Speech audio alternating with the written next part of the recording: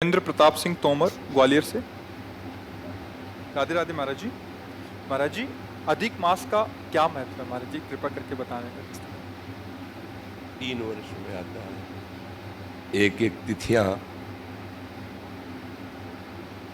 निकाल निकाल करके 3 साल के समय में ये 30 दिन रखे जाते हैं कि रोज लोग यदि धाम वास न कर सकें, तीर्थ याटन न कर सकें, भगवत आराधना न कर सकें, तो 3 वर्ष में एक बार पुरुषोत्तम मास रखा है। इसका नाम है पुरुषोत्तम मास।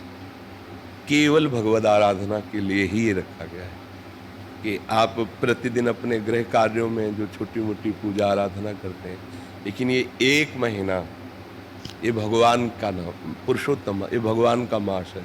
इसमें आप साधु सेवा, ठाकुर सेवा, नाम जप, परिक्रमा, जो भी भागवती का आचरण करेंगे उसका विशेष लाभ प्राप्त होगा। ये केवल भागवती का आचरण करने के लिए 1 महीना रखा गया है।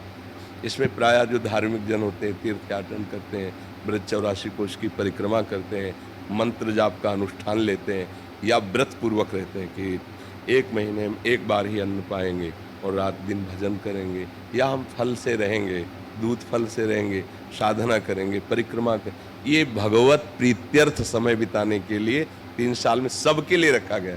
क्योंकि जो साधन में लगे उनके लिए तो रोज पुरुषोत्तम ही है, क्योंकि प्रतिपल भगवान में लगे हुए हैं। लेकिन जो गृहस्थी में, संसार में, तो बोले अब तो चलो ना, पुरुषोत्तम मास है, ये 1 महीना भगवान के लिए है। तुम परिक्रमा करो, कोई अनुष्ठान करो, किसी ग्रंथ का अनुष्ठान, मंत्र का अनुष्ठान, साधु सेवा, तीर्थावगाहन, नाम जप, भगवत विग्रहों के दर्शन, ये इसलिए बनाया गया पुरुषोत्तम मास। और आप सबसे प्रार्थना है कि हमें मानव जीवन भगवान ने दिया है, पूर्व पुण्यों से हमारा जन्म एक अच्छे प्रतिष्ठित जो भारत सरकार द्वारा सम्मानित पदों हैं उनके घरों में हुआ है, या हमारा जन्म किसी गरीब के घर में हुआ है, वो हमारे कर्म के संयोग से हुआ है।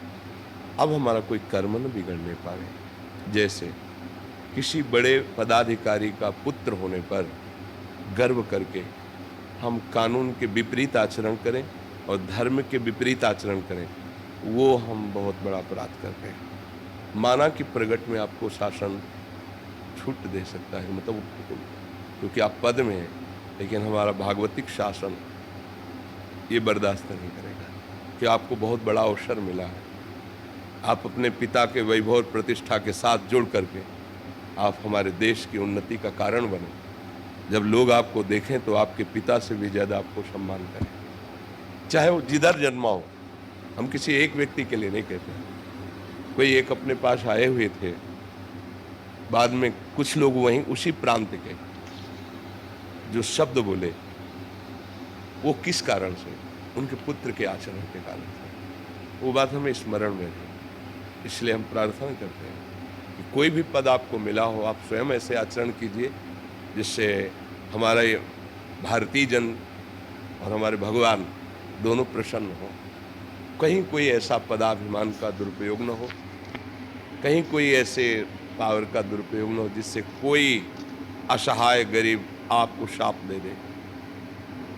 जैसे अंदर से हुआ कि ठीक है आप बहुत बड़े हो, आपके पास पावर, लेकिन भोगोगे तुम जैसा कर रहे हो। तो वो तपस्वी नहीं, वो मंत्रवेत्ता नहीं है, उसे गरीब के आय कहते हैं। वो मंत्र से भी ज़्यादा जोर लगेगी ना। इसलिए इस बात से डरा जाए कि कहीं असहाय दीन गरीब को हमारे द्वारा ऐसा कोई दुख न पहुँचे, और कहीं मैं अपने पूर्वजों द्वारा कमाई हुई यश कीर्ति को अपने आचरणों द्वारा कलंकित न कर दे।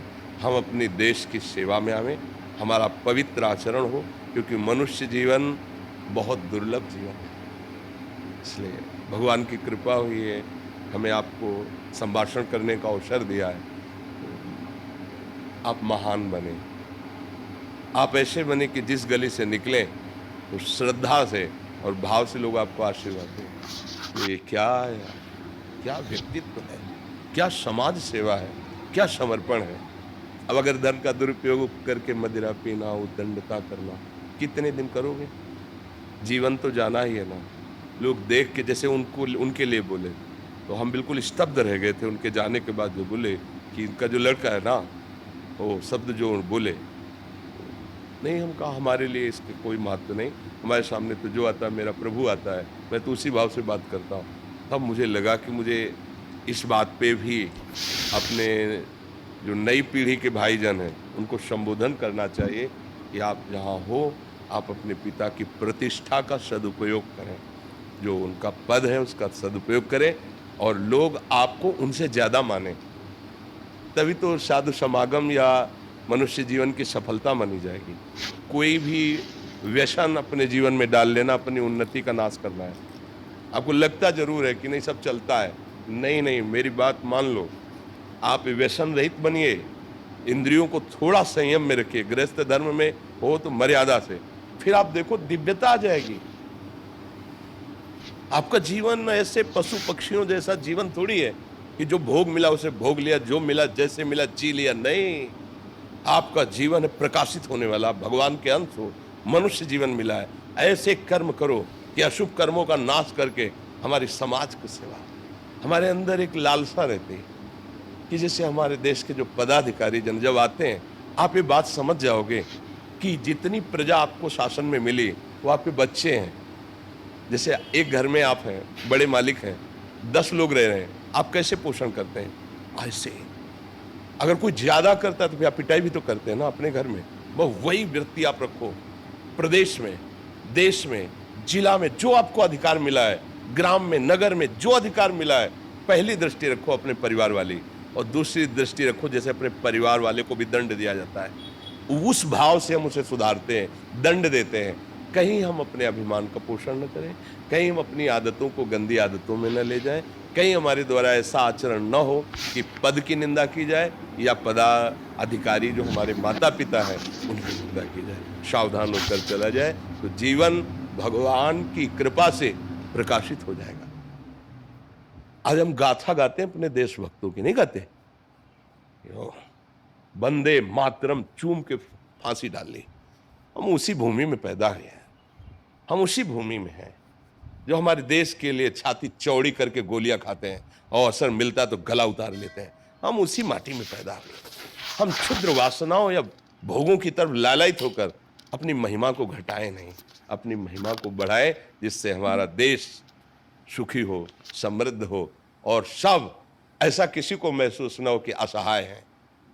ऐसा सबको महसूस हो कि हमारे जो पदाधिकारी, मानो मेरे घर के बड़े हैं, उनसे हम सहयोग मांगेंगे, हमें सहयोग मिलेगा।